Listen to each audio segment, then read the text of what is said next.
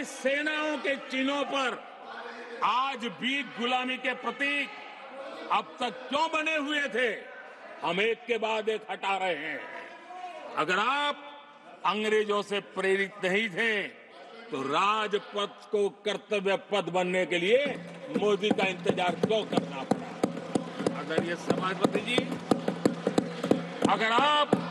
अगर आप अंग्रेजों से प्रभावित नहीं थे तो अंडमान और निकोबार इन द्वीप समूहों पर आज भी अंग्रेजी सत्ता के निशान क्यों लटके पड़े थे? आदरणीय सभापति जी, अगर आप अंग्रेजों से प्रभावित नहीं थे तो इस देश के सेना के जवान देश के लिए मन मिटते रहे, लेकिन देश के जवानों के सम्मान में एक वॉर मेमोरियल तक आप बना नहीं पाए थे। क्यों नहीं बनाया? अगर आप अंग्रेजों से इंस्पायर्ड नहीं थे, प्रभावित नहीं थे, तो भारतीय भाषाओं को हीन भावना से क्यों देखा? स्थानीय भाषा में पढ़ाई के प्रति आप लोगों की बेरुखी क्यों थी? आदरणीय सभापति जी, अगर आप अंग्रेजों से प्रेरित नहीं थे तो भारत को मदर ऑफ डेमोक्रेसी बताने में आपको कौन रोकता था? आपको क्यों महसूस नहीं हुआ कि दुनिया में? आदरणीय सभापति जी, मैं सैकड़ों उदाहरण दे सकता हूं कि आप किस प्रभाव में काम करते थे और देश को सुनते ये सारी बातें याद आने वाली है। आदरणीय सभापति जी, मैं एक और उदाहरण देना चाहता हूं।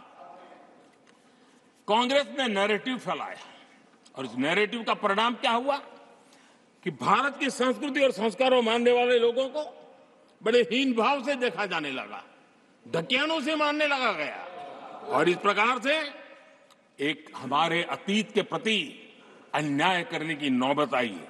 अपनी मान्यताओं को गाली देते हैं, अपनी अच्छी परंपराओं को गाली देते हैं तो आप प्रोग्रेसिव है। इस प्रकार के नैरेटिव गढ़े जाने लगे देश में, और उसका नेतृत्व कहां होता था ये दुनिया भली बातें जानती है। दूसरे देश से आयात करना, उसको गर्व का, और भारत की कोई चीज है तो दूसरे दर्जे की है, ये स्टेटस बना दिया गया था। ये स्टेटस सिंबल बाहर से आया, मेड इन फॉरेन स्टेटस बना दिया था। ये लोग आज भी वोकल फॉर लोकल बोलने से बच रहे हैं। मेरे देश के गरीबों के कल्याण का काम हो रहा है। आज आत्मनिर्भर भारत की बात उनके मुंह से नहीं निकलती है। आज मेक इन इंडिया कोई बोलता है तो उनके पेट में चूहे दौड़ने लग जाते हैं। आदरणीय सभापति जी, देश ये सब देख चुका है और अब समझ भी चुका है, और उसी का परिणाम आप भुगत भी रहे हैं। आदरणीय सभापति जी, राष्ट्रपति जी ने अपने अभिभाषण में विस्तार से चार सबसे बड़ी जातियों के विषय में हम सबको संबोधित किया था। युवा, नारी, गरीब और हमारे अन्नदाता।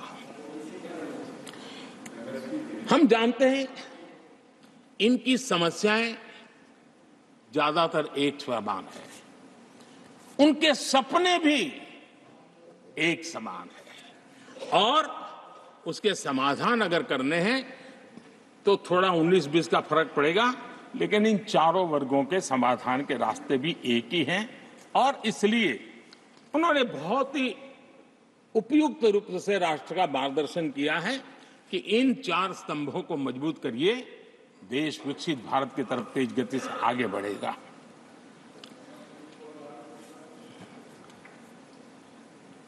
आदरणीय सभापति जी, अगर हम 21वीं सदी में हैं, हम विकसित भारत के सपने को इसी सदी में 2047 तक सिद्ध करना चाहते हैं तो 20वीं सदी की सोच नहीं चल सकती। 20वीं सदी का स्वार्थी एजेंडा, मैं और मेरा वाला जो खेल है ना, वो 21वीं सदी में देश को समृद्ध नहीं, विकसित भारत नहीं बना सकता है। कांग्रेस इन दिनों काफी बातें हो रही जाति की फिर से एक बार।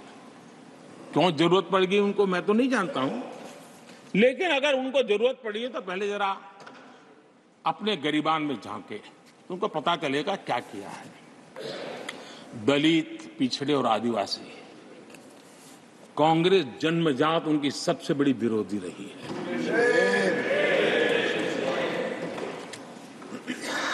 और मैं तो कभी कभी सोचता हूं अगर बाबा साहब न होते ना तो शायद कि एससी एसटी को आरक्षण मिलता कि नहीं मिलता, ये भी मेरे मन में सवाल उठता है। आदरणीय सभापति जी, और मैं ये कह रहा हूं, इसके पीछे मेरे पास प्रमाण है। इनकी सोच आज से नहीं, उस समय से ऐसी है, मेरे पास प्रमाण। और मैं प्रमाण के सिवाय मैं यहां कहने के लिए नहीं आया। और जब बातें वहां से उठी हैं तो फिर तैयारी रखनी चाहिए उनको। मेरा परिचय तो हो चुका है, 10 साल हो गए।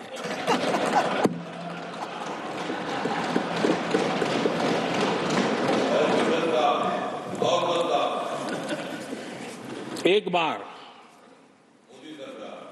और मैं आदरपूर्वक नेहरू जी को इन दिनों ज्यादा याद करता हूं, क्योंकि हमारे साथियों की अपेक्षा रहती है कि जरा उनको तो बोलो, कुछ तो बोल रहे थे। अब देखिए, एक बार नेहरू जी ने एक चिट्ठी लिखी थी, और ये चिट्ठी मुख्यमंत्रियों को लिखी थी।